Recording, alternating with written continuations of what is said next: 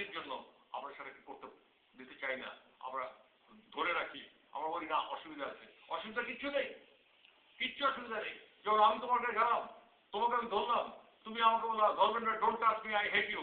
ঠিক আছে বললে আমি সরে আসলাম, কিন্তু আই হেট ইউ, ঠিক আছে বললে আমি হেট ইউ, আমাকে ঘৃণা করো, কিন্তু আমি তো তোমাকে টাচ করে এসেছি, আমি মেনে নিলাম যে আমাকে ম্যাক্সিমাম এটা বলবে, ম্যাক্সিমাম একটা ধাক্কা মারবে, আর কি করবে, আমার হত্যা তো করবে না, কিন্তু আমি কাছেই গেলাম না। আর ও ভাবছে যে মা যদি কাছে আসতো ভালো হতো, আর মা ভাবছে ছেলে যদি কাছে আসতো এই ভালো লাগতো।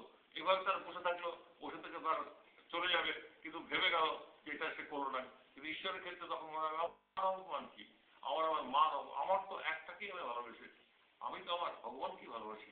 তাছাড়া তো তিনি যদি আমাকে প্রত্যাখ্যান করেন, তিনি যদি আমার সরিয়ে দেন, সেদিন আমার লাগবে। না হলে সমস্ত পৃথিবীর মানুষ আমাকে যদি প্রত্যাখ্যান করে, আমার লাগবে কেন? ঠিক না? যদি কোনোদিন জানি যে তিনি আমাকে সরিয়ে দিচ্ছেন, সেদিন আমার লাগবে। আর যদি জানি সমস্ত পৃথিবী আমাকে সরিয়ে দিয়েছেন, কিন্তু তিনি আমাকে গ্রহণ করেছেন, আমার লাগবে কেন?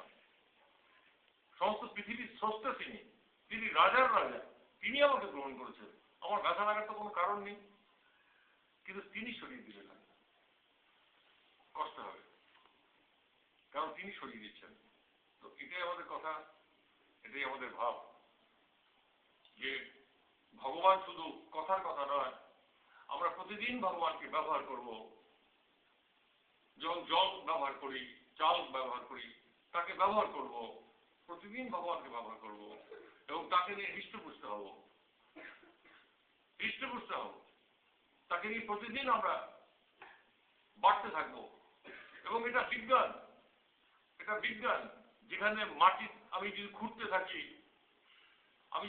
থাকি, একদিন না একদিন সেখানে জল বেরোবেই।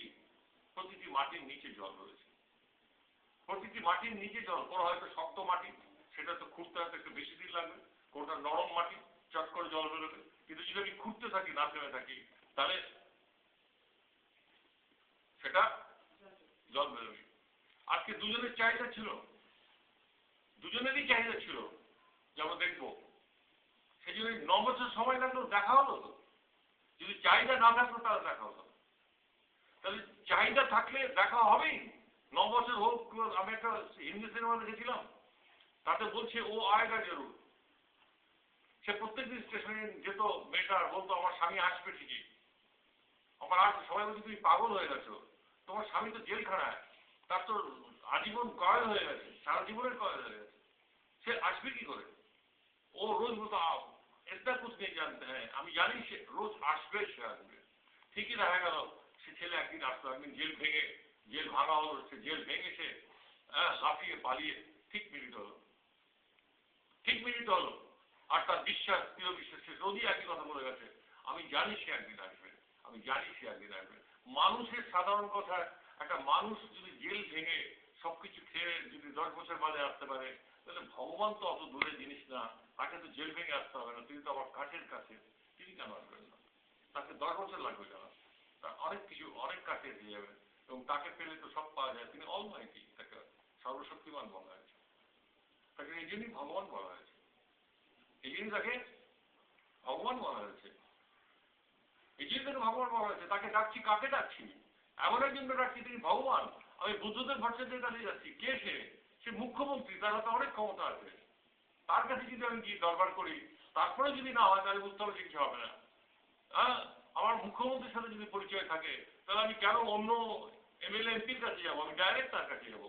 আমার যদি ভগবানের কাছে পরিচয় থাকে, তো আমি তোমাকে সরাসরি বলবো আমার পরিচয় আছে, আমি জানি ভগবান এখানে থাকে, আমি তার সাথে থাকি, তুমি আমার কাছে এসছো, তুমি আমাকে প্রার্থনা করছো, আমি সরাসরি বলবো তুই যাও ভগবানের কাছে, যাও, যাও তার কাছে যাও, আমি তোমাকে ভগবানের কাছে ছেড়ে দেবো, যাও তার কাছে, যাও, দেখো তুই কি করো। আর ভগবান কাউকে প্রত্যাখ্যান করেন না, ভগবান কাউকে, ভক্তকে প্রত্যাখ্যান করেন না, অহংকারকে প্রত্যাখ্যান করেন, কিন্তু ভক্তকে প্রত্যাখ্যান করেন। এটা ভগবানের কথা, হ্যাঁ, এটা ভগবানের কথা, যে আমার যে ভক্ত, হ্যাঁ, তার বিনাশ নেই, এটা ভগবানের কথা। এগুলি যদি সত্য না হয়, তাহলে এইসব বেদ, পুরাণ, বাইবেল এগুলি সব মিথ্যা। কিন্তু এখনো কেউ বলেনি এগুলি মিথ্যা, কারো ক্ষমতা হয়নি এই বই সম্বন্ধে বলতে যেগুলি মিথ্যা, এরা বলে দিয়েছে যে আমার ভক্তের বিনাশ নেই। তাহলে পরিষ্কার বলা হয়েছে, এটা যদি মিথ্যা হয় তুমি তাহলে চিৎকার করে বলবে বই মিথ্যা, আপনি মিথ্যা বলছেন। আমি বলবো আমার কি করার আছে, আমি তো এই বই পড়ছি, কিন্তু আমি বলবো যে মিথ্যা নয়, আমি আমার জীবনে প্রয়োগ করে দেখেছি যে এটা সত্য। শুধু আমার জীবনে না, আমি প্রতি মুহূর্তের ঘটনাগুলি চোখে তাকিয়ে আমি দেখছি। আমি তো একভাবে দেখছি, এখানে তিনজন আছে, স্বামী স্ত্রী মা, সেখানে স্বামী একভাবে দেখছে, স্ত্রী একভাবে দেখছে, মা একভাবে দেখছে, আর আমার দৃষ্টি আরেকভাবে, আমার দৃষ্টি অন্যভাবে। এদের তো জাগতিক সম্পর্ক আছে, আর আমার সাথে এদের আধ্যাত্মিক সম্পর্ক আছে। কি ধরনের আধ্যাত্মিক সম্পর্ক আছে? এরা তো জানে আমি অমুক, ও অমুক, ও অমুক, আর আমি জানি প্রত্যেকের মধ্যেই সেই রাম আছে। হ্যাঁ, हर दिल में राम है, हर दिल में राम है। আমি জানি প্রত্যেকের হৃদয়ে সেই রাম আছে, প্রত্যেকের হৃদয়ে সেই ঈশ্বর আছে, প্রত্যেকের হৃদয়ে সেই ব্রহ্ম আছে, আত্মা আছে। আমার দৃষ্টি আলাদা, আমার দৃষ্টি আলাদা। আমাকে ওর আত্মীয় হতে ওকে চিন্তা করতে হবে, আমি তো ওর মা, ওর আত্মীয় হতে আমার কোনো চিন্তা নাই। ও তো এমনি আত্মীয় আমার। আমাকে বলছে যে আমার ছেলে আসবে, বলছে হ্যাঁ সবার জন্য দরজা খোলা, কোনো আপত্তি নেই, আমি সবার জন্যই বসে আছি, ওয়েলকাম, এসো তুমি। এখানে তো কোনো ব্যারিয়ার নেই, কারণ আমি তো জানি সবাই আমার আত্মীয়। আপনাকে আমি বুঝলাম না, মানলাম না, তাতে কি আসলো? তাতে কি আসলো? বাচ্চা ছেলে জন্মগ্রহণ করে কি বোঝে এই মা কি? তোমরা তো মা হয়েছো, যারা মা হয়েছে তারা গর্ব সত্যি করে। যখন বাচ্চাটা হলো, বাচ্চাটা হয়ে কি তোমাকে মা মা ডাকে? সে বোঝে কোনটা মা কোনটা বাপ, তাই বলে তুমি তাকে ফেলে দাও? তুমি মা বোঝেনি, যখন মা বুঝবে তখন করে তুলে নেবো কি? ফেলে দাও? বরঞ্চ আরো যত্ন করো, এবং ততদিন অপেক্ষা করো কবে মা ডাকবে। ভগবান যিনি, সে ফেলবে কেন? সেও ততদিন অপেক্ষা করবে কবে বুঝতে পারবে, কবে মা ডাকবে, বুঝে মা ডাকবে, তখন তার দাম আরো আলাদা।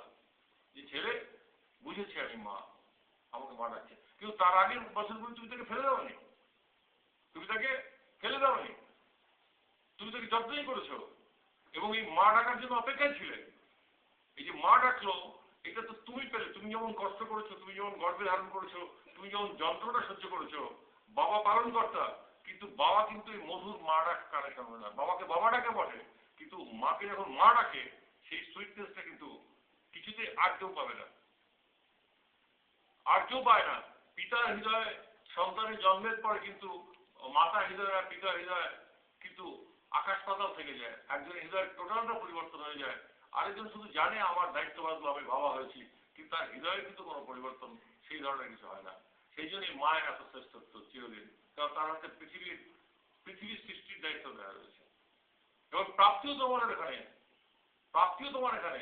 ছোট্ট ছেলে বাপের গলায় করে আদর খুব কমই করে, ছোট্ট ছেলে মায়ের বুকের উপরে লাফালাফি করে, বাপের বুকের উপরে লাফালাফি করে না। এটা স্বাভাবিক, এটাই স্বাভাবিক।